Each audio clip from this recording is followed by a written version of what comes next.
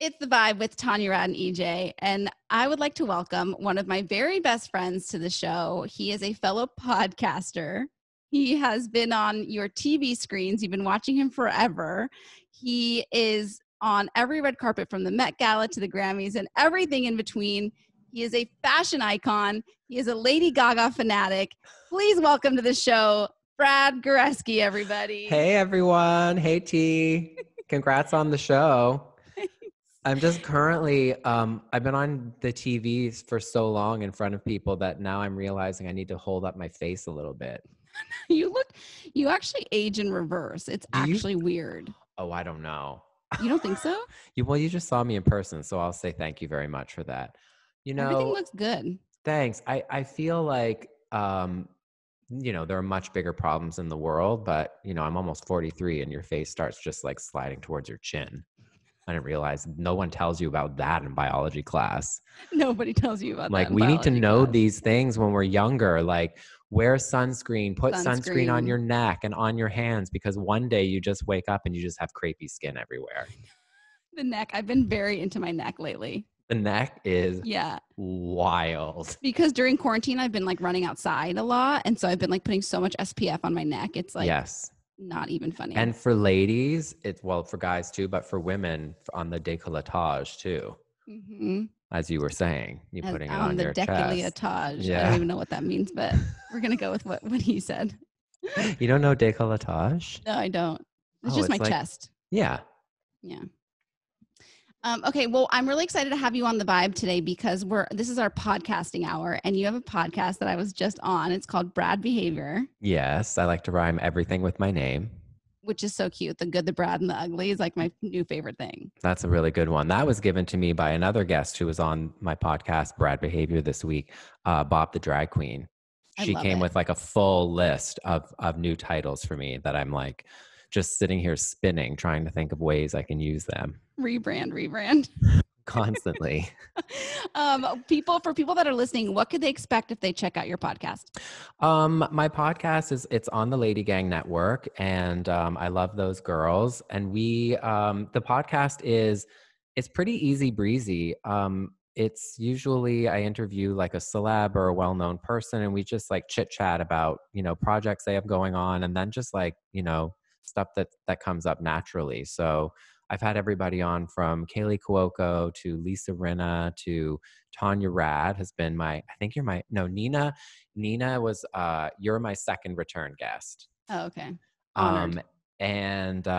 So it's fun. It's quick, it's buzzy, it's funny. And I have Gary on every so often as well. And we just have like a really good kiki and a good chat for, 30 to 40 minutes. Let's have a kiki. Yeah. That's a good way to throw that in there. That was good. Yeah. We like to keep it high and tight on my podcast. Yeah. I actually really love your relationship with Gary. You guys have been together. You're about to celebrate how many years married? 19 or together? Next weekend is our 19th anniversary. We met somewhere along the July 4th weekend, but we don't remember exactly which day, if it was the first or the second. Oh. So, but it was so long ago. I know, now we're just like, probably happens after 19 years. Yes, thank God it's not our 20th. But I've been looking forward to my 20th anniversary party for like 15 years. Are you guys going to do a big party, you think, next year?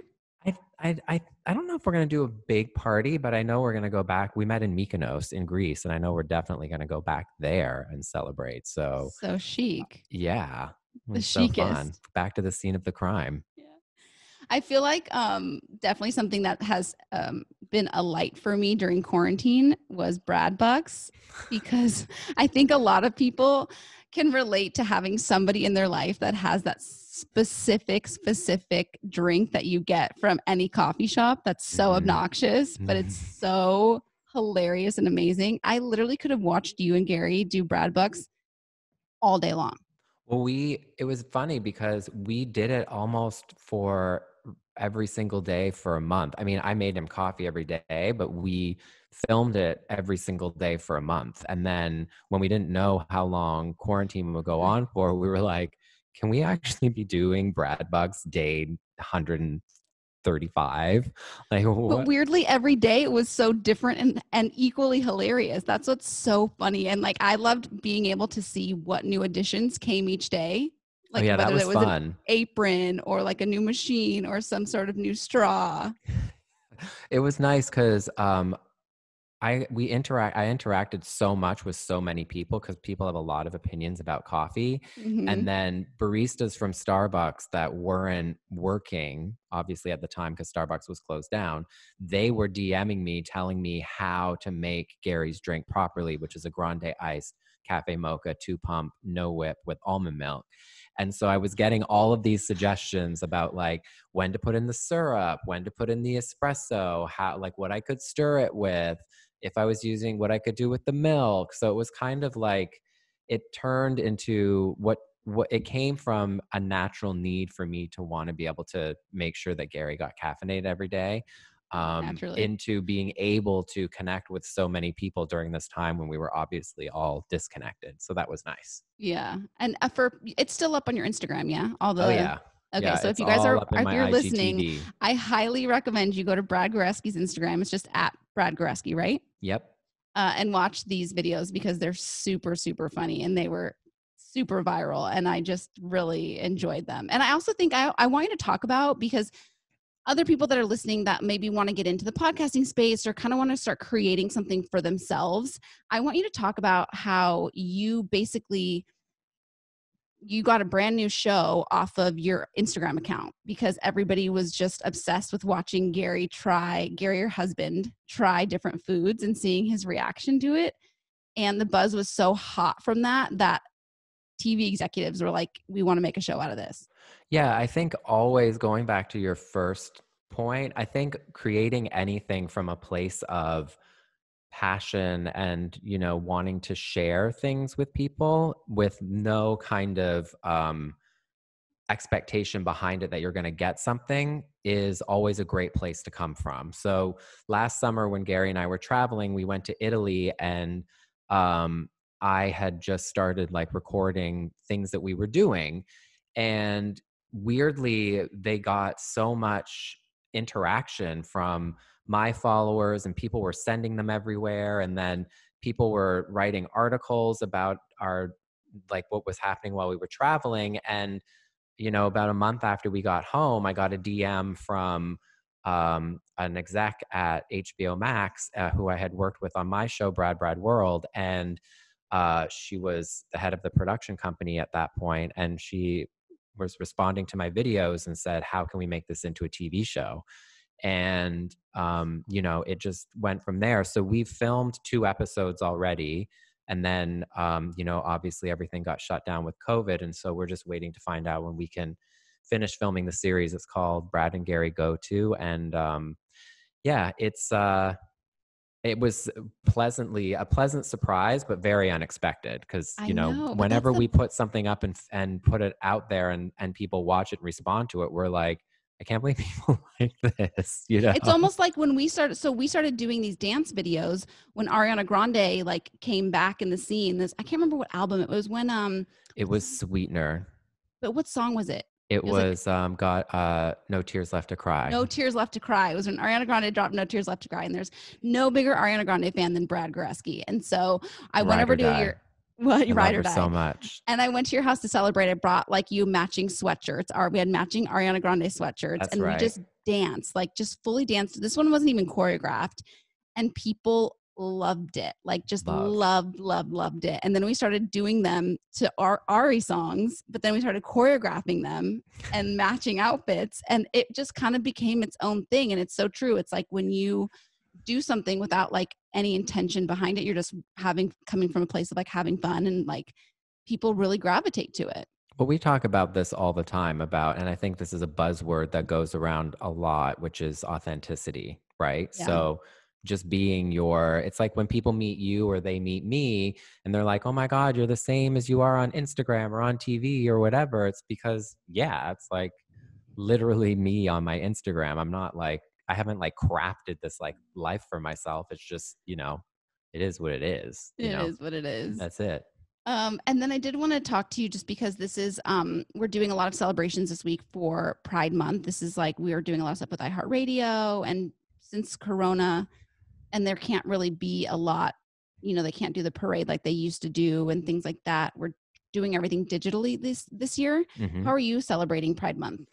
I've been celebrating it by, having LGBTQ people on my podcast. I think also donating. I think a lot of places right now need our money.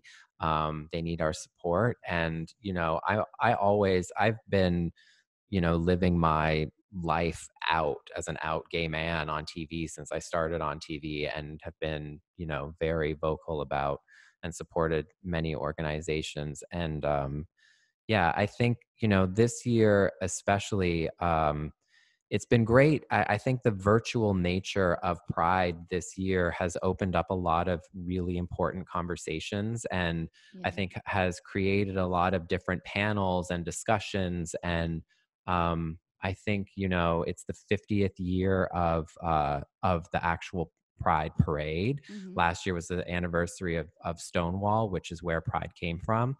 And so this year is definitely a year of celebration. And also, as much as we're looking forward, I think we're seeing, it's really important for us to know our history as LGBTQ plus people, and to be educating other people about why we have Pride and why it's important, and why we have a Pride Month. And, I will never forget when I went to my first Pride when I think I was like 16 or 17, and I like got mixed up in it, in air quotes, like, oh my God, I just happened to be in Toronto during gay Pride. And weirdly, I got mixed up I remember going home and telling my mom, like, yeah, we got mixed up in this parade, and there were just like all of these gay people everywhere. She was like, Right. Your mom knew like the minute you came out of the womb. Yeah, right. Yeah.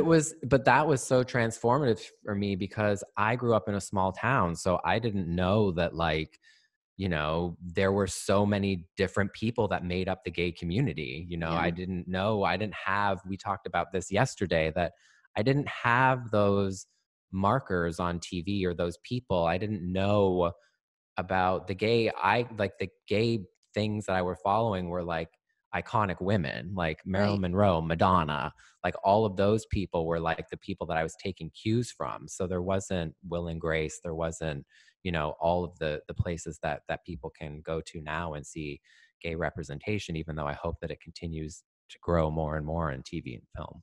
Like SpongeBob. Gay, lesbian, trans, everything. It's like, it's really important for visibility. Exactly like SpongeBob. Visibility is everything. Yeah. We already had this discussion about SpongeBob, so we won't get into that. Big deal. It's a big deal. Yeah, it is. Well, thank you so much for coming on The Vibe. I appreciate your time. If you guys are listening and you want to check out everything Brad Goreski, you can follow him on Instagram. It's at Brad Goreski. You can check out his podcast. It's called Brad Behavior. What else, B? I just think we should point out to everybody that you're like glowing. You've got like a little headband on. The skin is like, do you have a ring light on? What's happening?